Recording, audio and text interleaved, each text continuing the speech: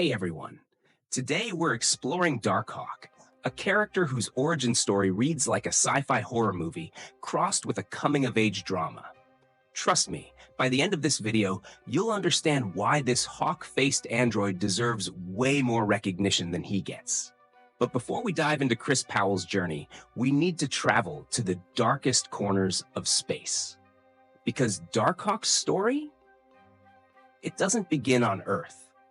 Picture this. Somewhere in the vast emptiness of space, a crime lord named Darkhawk hatches a plan so twisted it would make Thanos jealous. Bach doesn't just want power. He wants to mass-produce expendable super soldiers and sell them to the highest bidder.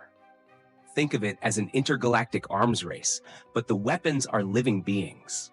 Therefore, Bach does what any self-respecting villain would do. He kidnaps the universe's greatest scientific minds. 6 brilliant inventors, each with world-shattering technology. Mandu could transfer consciousness like uploading a file. Mandeja mastered teleportation that could swap entire beings. Byron, and here's where it gets interesting.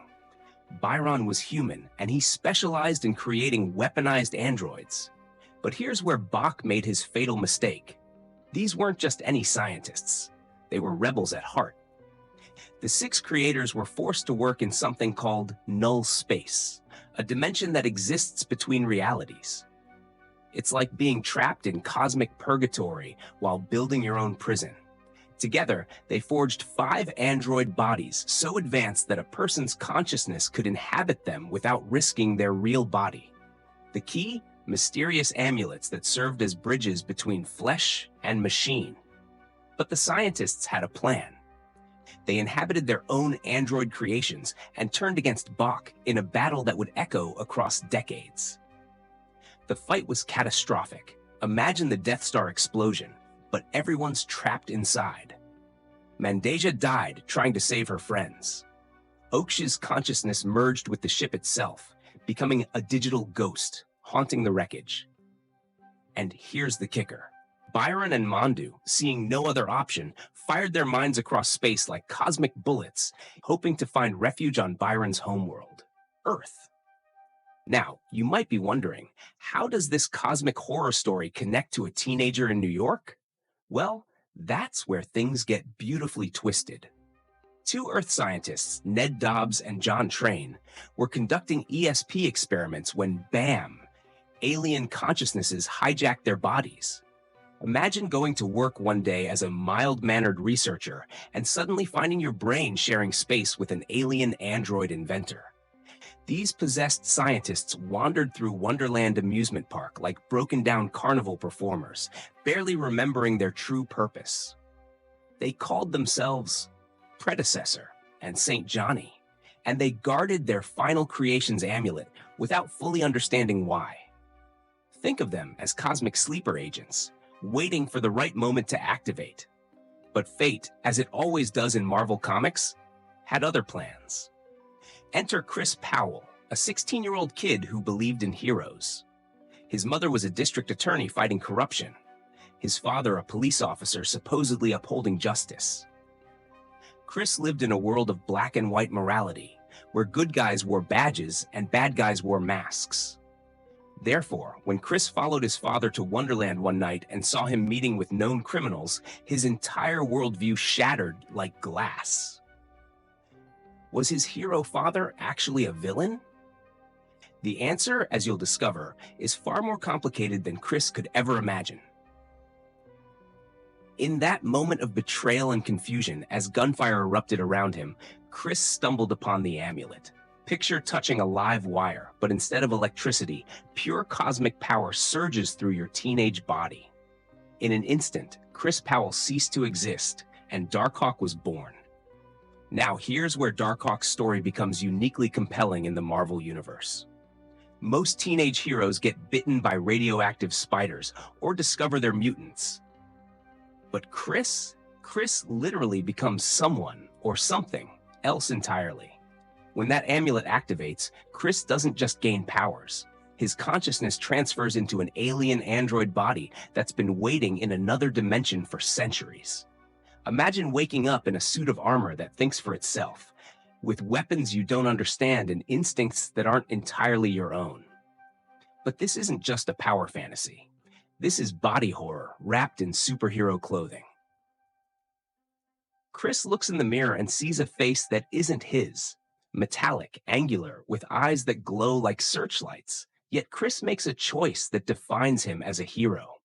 Instead of hiding from this cosmic nightmare, he embraces it. Therefore, he becomes Darkhawk, a name he overhears from the mysterious Saint Johnny, not knowing it connects him to that ancient cosmic battle. As Darkhawk, Chris fought the Hobgoblin alongside Spider-Man, but was distressed when Spider-Man berated him for being a vigilante like the Punisher. Spider-Man later apologized, realizing Darkhawk was still young, and occasionally mentored him. Darkhawk did not fully appreciate Spider-Man's criticism until he met the ruthless Punisher in person and realized that he could never be like him. For years, Chris fights street-level crime, joining teams like the New Warriors and working alongside heavy hitters like Captain America and Ghost Rider. But the cosmic forces that created Darkhawk won't stay buried forever.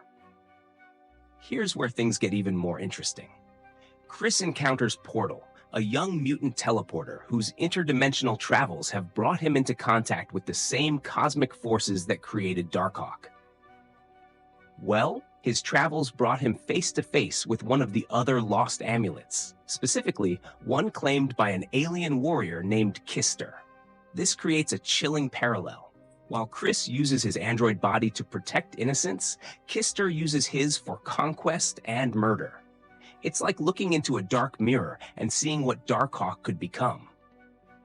But the real revelation comes when Darjan Bach himself arrives on Earth, calling himself Evilhawk. Now we're full circle. The original cosmic villain has come to claim what he believes is rightfully his. The battle between Darkhawk and Evilhawk isn't just a superhero fight. It's a war between creation and corruption, between choosing to protect versus choosing to dominate. And here's where the story gets truly wild. During this battle, Darkhawk's android body is completely destroyed. Chris finds himself pulled into Null Space, where he finally meets Aksh, the digital ghost who's been maintaining the ship for decades, waiting for this moment. Aksh reveals the full truth about the Darkhawk armors, but here's the twist that'll blow your mind. There are multiple amulets scattered across the universe, each one a potential Darkhawk. Chris isn't unique. He's part of an android army that was meant to be sold to the highest bidder. But unlike Bach's original vision, Chris chose to be a hero. Now, you might think this revelation would break Chris. Learning that you're essentially advanced alien technology, that your heroic identity was originally designed for evil purposes. That's enough to drive anyone to an identity crisis. But Chris makes another defining choice. He doesn't reject the power or try to return to his normal life. Instead, he accepts the responsibility that comes with it. When Aksh offers to separate Chris and Darkhawk into two distinct beings so they can hunt down the remaining amulets, Chris agrees, even though it means potentially sacrificing his connection to his human life. This is where Chris shows real heroic maturity. He understands that with great power comes great responsibility, but more than that, he understands that some responsibilities are cosmic in scope. Therefore, he becomes a guardian not just for his neighborhood or even his planet, but for the universe itself. The space adventures that follow show Chris, now operating independently as Darkhawk, facing threats that dwarf anything he encountered on Earth. He battles the Mahari, aliens seeking revenge for their fallen comrade Kistur. He faces Overhawk, a reanimated version of Kistur that represents everything Darkhawk could become if he lost his humanity. But here's what's beautiful about Chris's character. No matter how far into space he travels, no matter how many cosmic threats he faces, he never loses sight of what makes him human. When the Mahari bring their war to Earth, Chris doesn't hesitate to return home. His humanity isn't a weakness to overcome. It's his greatest strength. After years of cosmic adventures, Chris makes perhaps his most important choice yet. He chooses to be human again. Not fully. He keeps the Darkhawk identity and powers, but he rejoins his consciousness with his human body, sacrificing the enhanced abilities of his upgraded android form. Why? Because Chris realizes that being a hero isn't about having the most powerful weapons or the strongest armor. It's about making the choice every single day to help others. This leads to one of the most interesting periods in Chris's story, his time with the Loners, a support group for former teenage heroes. Here, Chris grapples with something most superhero stories ignore: the psychological cost of being a hero as a teenager. Imagine trying to have normal relationships, attend college, or plan a career when part of you is an alien android with cosmic responsibilities. But even in this more grounded setting, Chris can't escape who he truly is. When Phil Urich steals his amulet and becomes Darkhawk himself, Chris doesn't just fight to get his power back. He fights to prevent someone else from making the same mistakes he once made. The fact that Chris can still transform, accessing that long-dormant second android body, proves that his connection to the Darkhawk identity runs deeper than just the amulet. In Marvel's Snap, the collectible card game, Darkhawk's ability is ongoing, +2 power for each card in your opponent's deck. But honestly, that doesn't capture what makes this character special at all. The current ability feels more like a generic power that could apply to any detective or spy character. Think about it. Darkhawk's defining trait isn't analyzing his opponent's strategy from a distance. It's getting stronger and more determined the more he's challenged in direct combat. Every time Chris faces a new threat, whether it's Tombstone ripping the amulet from his chest or going toe-to-toe with cosmic horrors like Evilhawk, he doesn't retreat. He adapts, he learns, and he comes back swinging harder. Therefore, a much better Marvel Snap ability would be: when an enemy card is played here, this gets +2 power. This actually reflects how Darkhawk operates. He's not a strategist planning from the shadows. He's a warrior who thrives when the heat is on, who becomes more powerful the more opposition he faces.